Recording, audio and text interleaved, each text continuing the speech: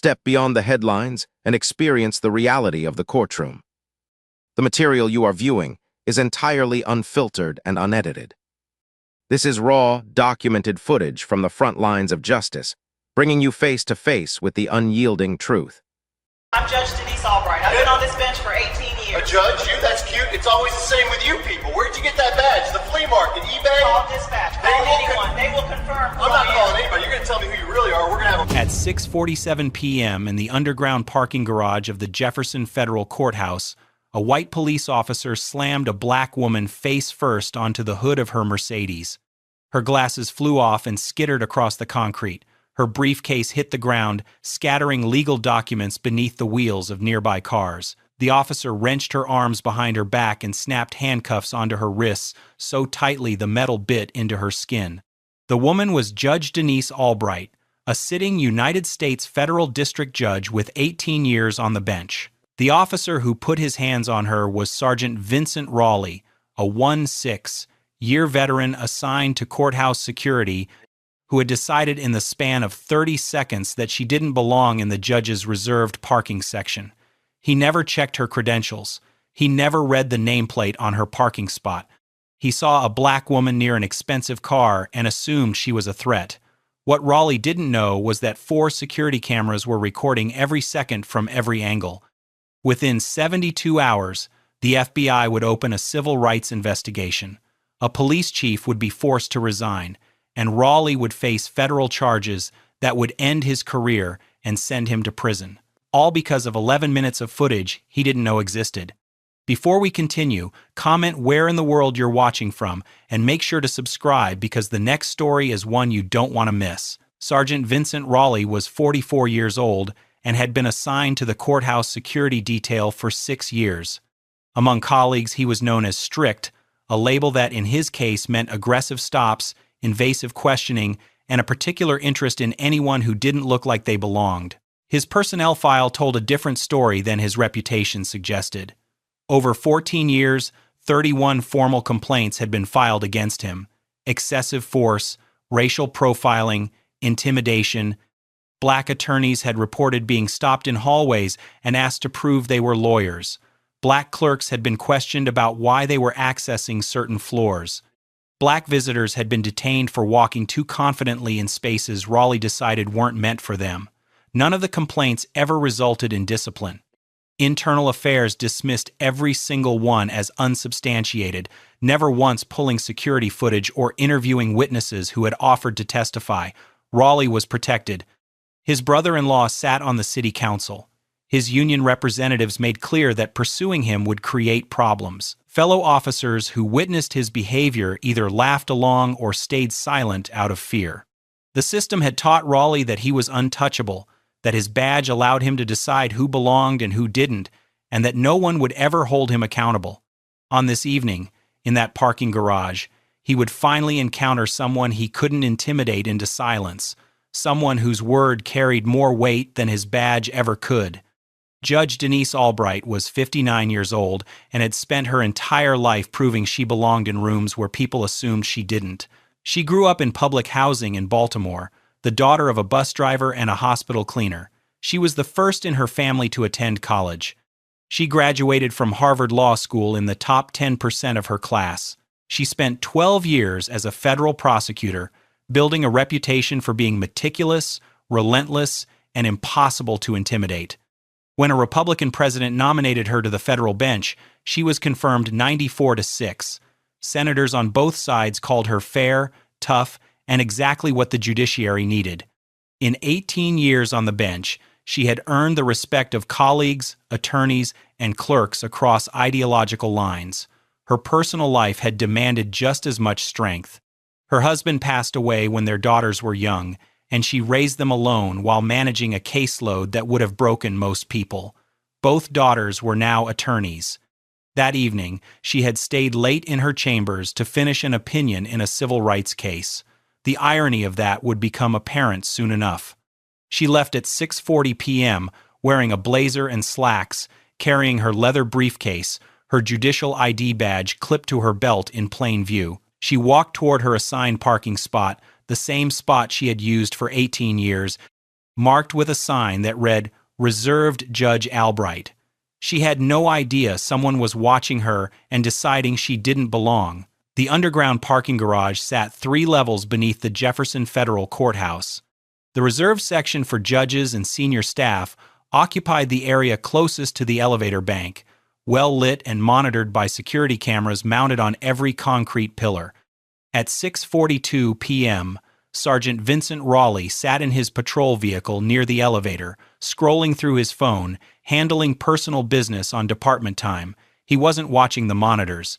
He wasn't conducting rounds. He glanced up when he heard footsteps echoing across the concrete.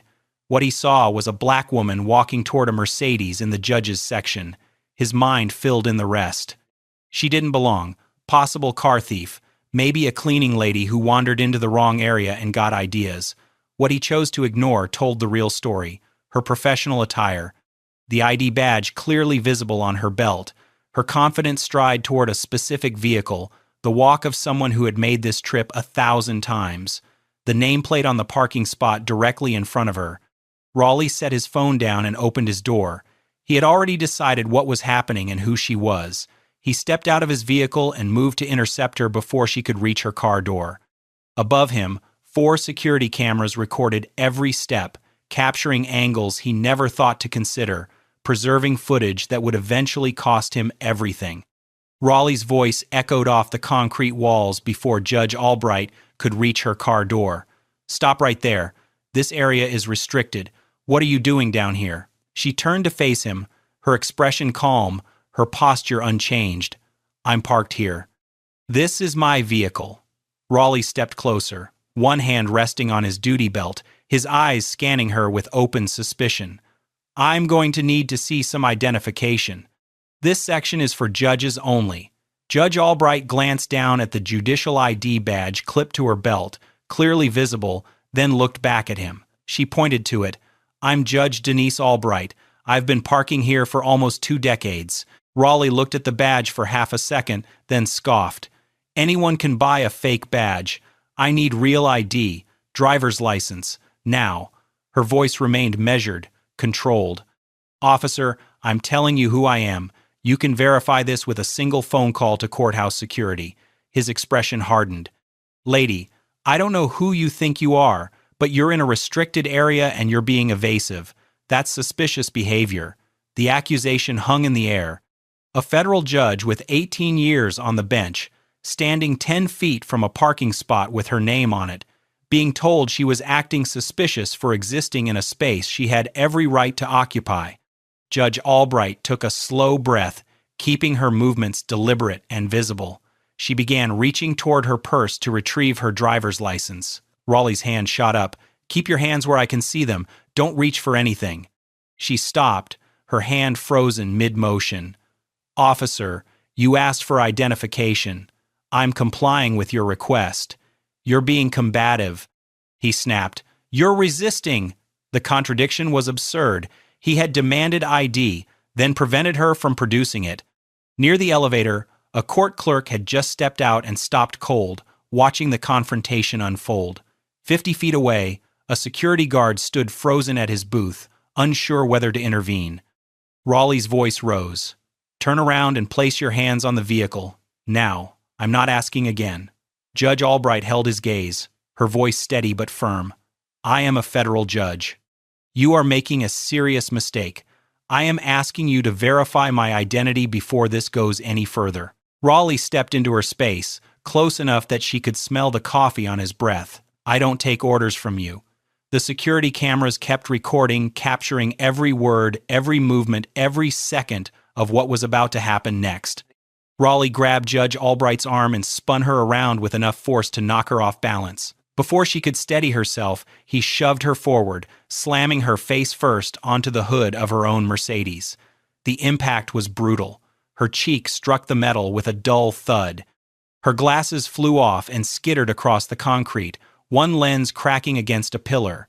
Her briefcase hit the ground and burst open, scattering legal documents beneath the surrounding cars. He wrenched her arms behind her back, twisting them at an angle that sent pain shooting through her shoulders. The handcuffs clicked shut too tight, the metal edges biting into the skin of her wrists. "You're hurting me," she said, her voice strained but controlled. "I am not resisting." "This is assault." Raleigh leaned closer, his breath hot against her ear. "You should have cooperated. People like you always make it difficult." The words hung in the air, captured perfectly by the security cameras still recording from 4 angles. Every frame showed the same undeniable truth: her compliance, his aggression, violence without justification. Near the elevator, the court clerk had her phone out, hands trembling as she recorded. The security guard was on his radio, calling for backup. And stepping out of the elevator, stopping dead in his tracks at the scene before him, was another judge. Senior Judge Franklin Holloway was 71 years old with 30 years on the federal bench. He had seen a lot in his career, but nothing prepared him for the sight of his colleague pinned to the hood of her car by a uniformed officer. He moved faster than a man his age should, closing the distance in seconds.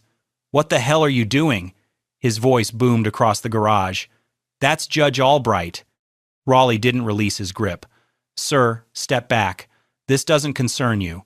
Holloway's face flushed red with fury. "I'm Senior Judge Franklin Holloway. Take those handcuffs off her immediately. She's been on this bench longer than you've been wearing that uniform." For the first time, Raleigh hesitated. His eyes flicked between Holloway and the woman still pressed against the car. The security guard arrived, slightly out of breath. "Sergeant, that's Judge Albright. Her parking spot is right there." He pointed at the sign less than 5 feet away. "Her name is on it." Raleigh's expression shifted.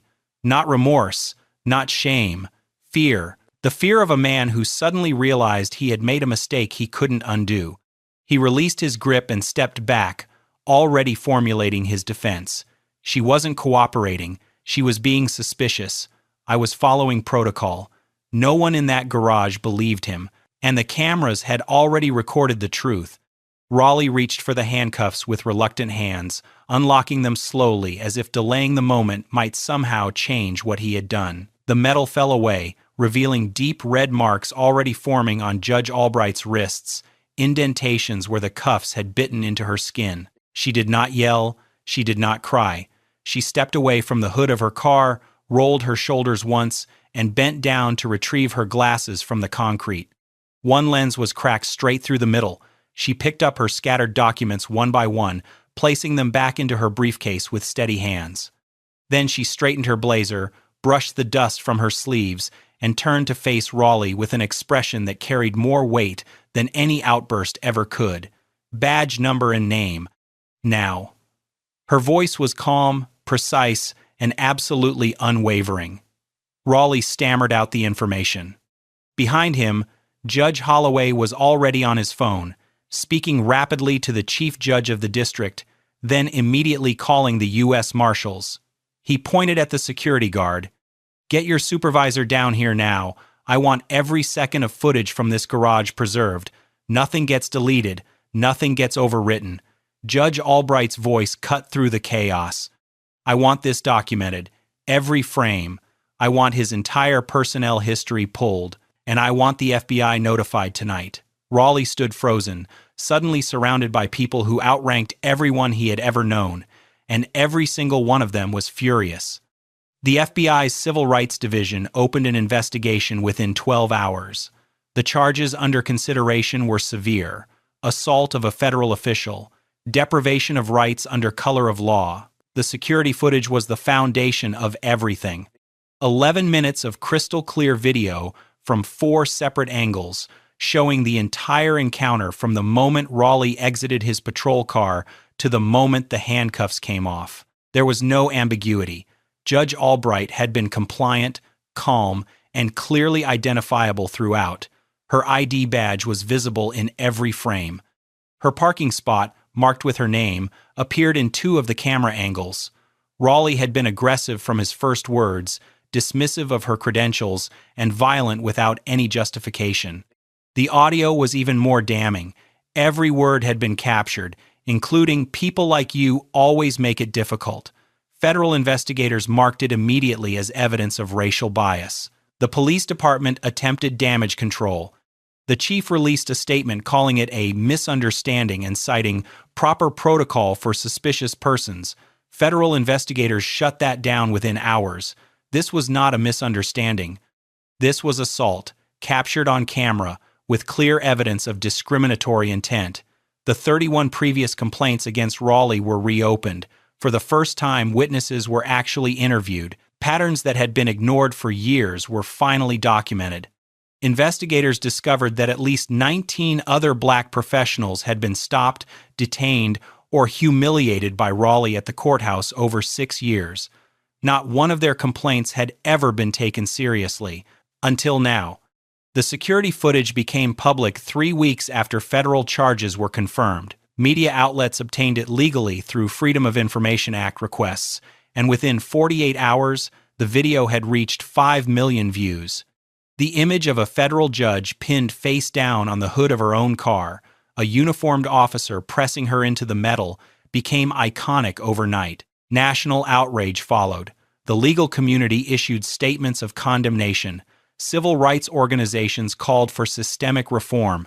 Judicial associations across the country demanded accountability not just for Raleigh, but for every supervisor who had enabled him. The "people like you" moment became the defining clip. Networks played it on loop. Commentators analyzed the tone, the words, the casual cruelty of a man who believed he was untouchable. It encapsulated everything wrong with racial profiling in a single sentence. Previous victims began coming forward. Black attorneys who had been stopped in courthouse hallways shared their stories publicly for the first time. Paralegals described being questioned about their right to access certain floors. Courthouse employees recounted years of humiliation they had learned to endure in silence. The patterns were undeniable. The police union initially defended Raleigh, calling his actions consistent with procedure for suspicious persons. The backlash was immediate and brutal.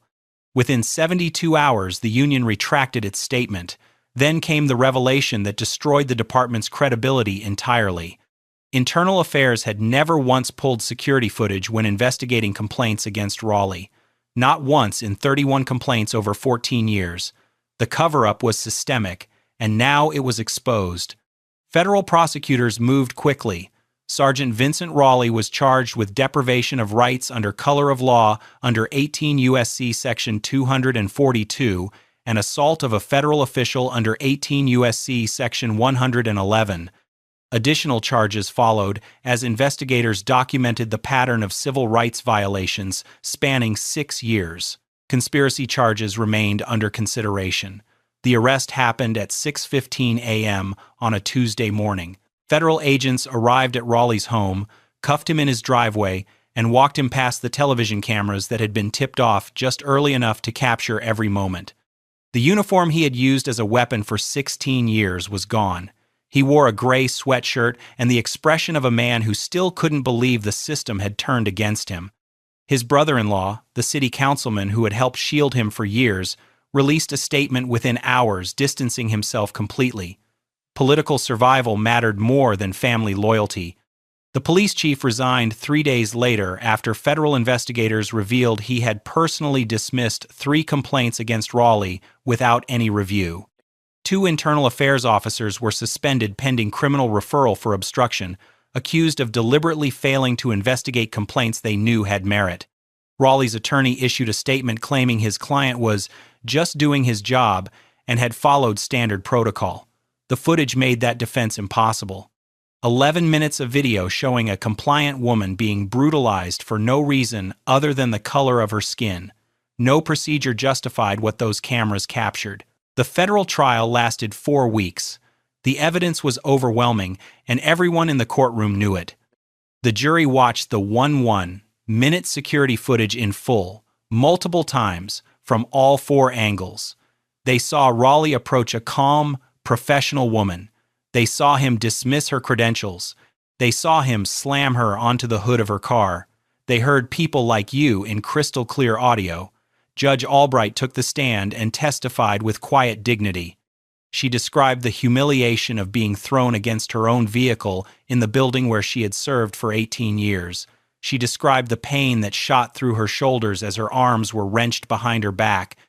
She described the violation of being treated as a criminal in her own workplace, by a man who never once considered she might be telling the truth.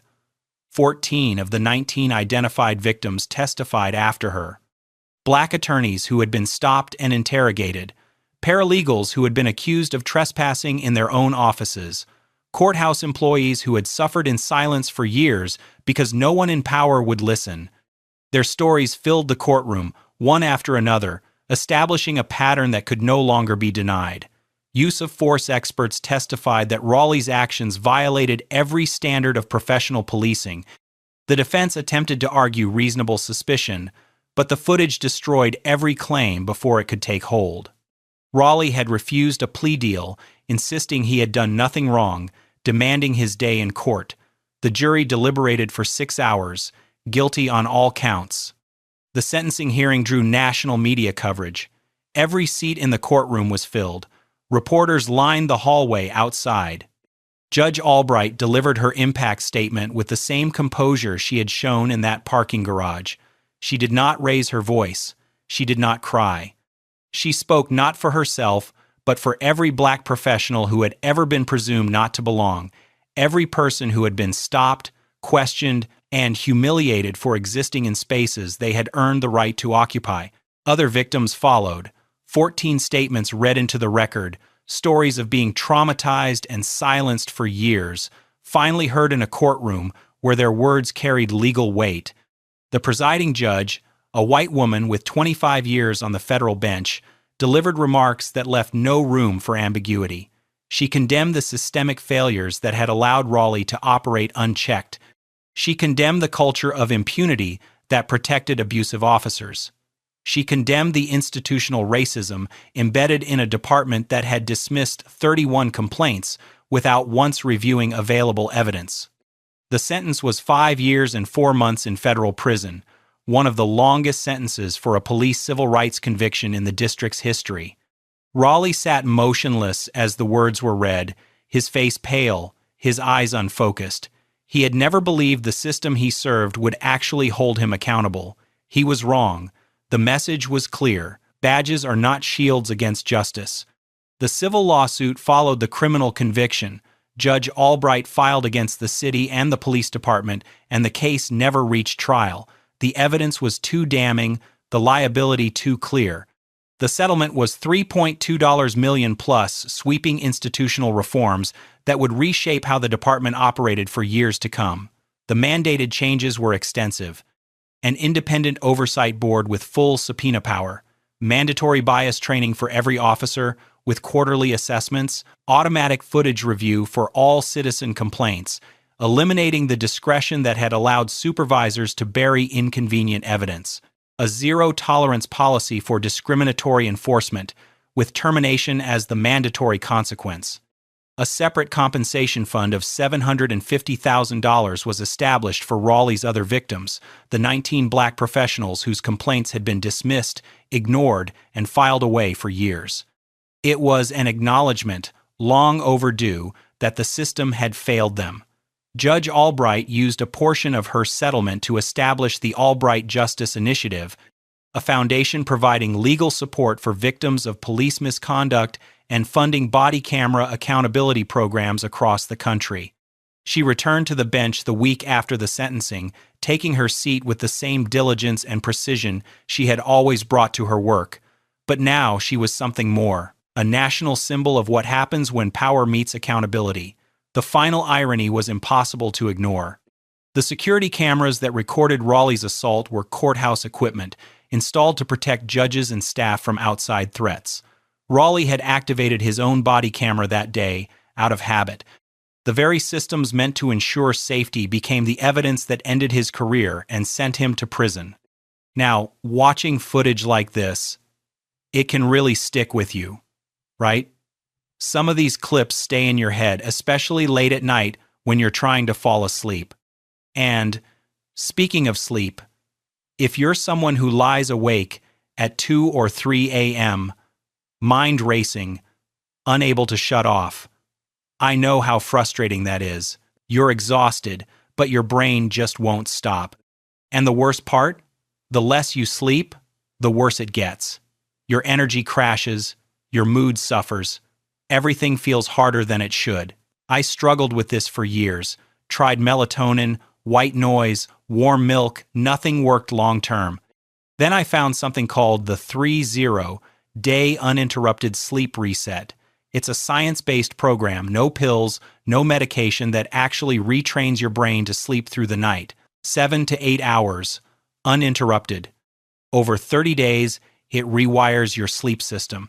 And once you're done, you keep the results. There's a maintenance plan so you don't slip back. Look, if you've tried everything and nothing sticks, this is different. Check the link in the description. Seriously, try it, and I'll catch you in the next story. In our relentless pursuit of the truth, we refuse to look away. We are committed to holding power to account, because at the end of the day, the records don't lie. Thank you for watching our channel.